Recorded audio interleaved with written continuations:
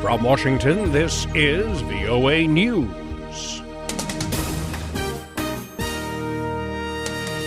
I'm Victor Beattie reporting Iran nuclear talks extended for another day.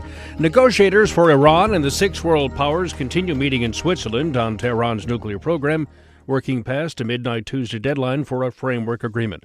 White House spokesman Josh Earnest Wednesday expressed hope of a breakthrough in reining in Tehran's nuclear ambitions.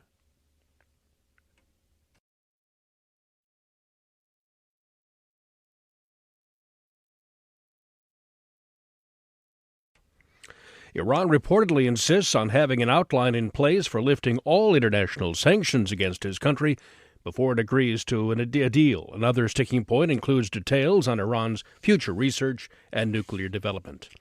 Nigerian President-elect Muhammadu Buhari says his government will spare no effort to defeat the Boko Haram insurgency. He spoke in Abuja Wednesday after Nigeria's Electoral Commission officially named him winner of Saturday's presidential election. Mr. Buhari promised his government will serve all Nigerians, not rule over them. He also promised to tackle corruption that he says poses a threat to the country's economic development and democratic survival.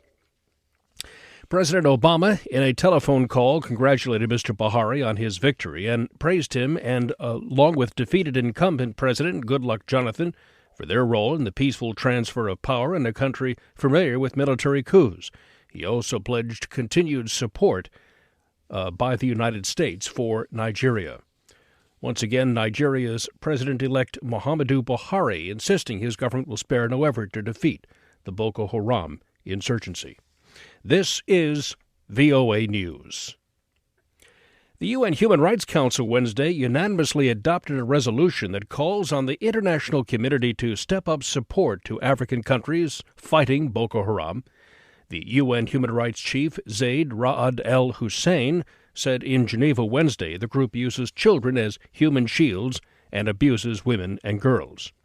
Mr. Zaid says recapturing parts of northeast Nigeria in recent weeks has brought to light what he calls gruesome scenes of mass graves and further evident signs of slaughter by Boko Haram.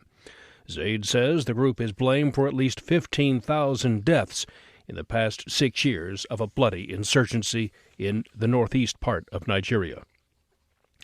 Niger's President Muhammadu Issoufou says the end of Boko Haram is near.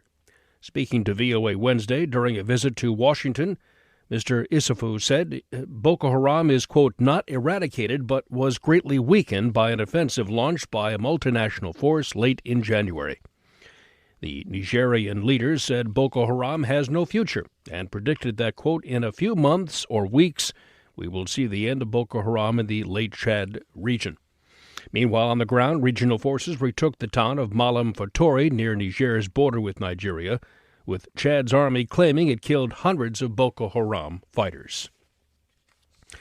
A Russian trawler with an international crew of more than 130 sank Thursday morning in the icy waters of the Sea of Okhotsk off the Kamchatka Peninsula with an initial death toll of at least 54.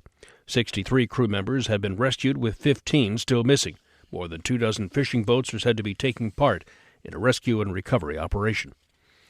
Iraq's Prime Minister Haider al-Abadi says his government is, quote, determined to liberate every inch of Iraqi land after declaring victory over Islamic State in the strategic city of Tikrit.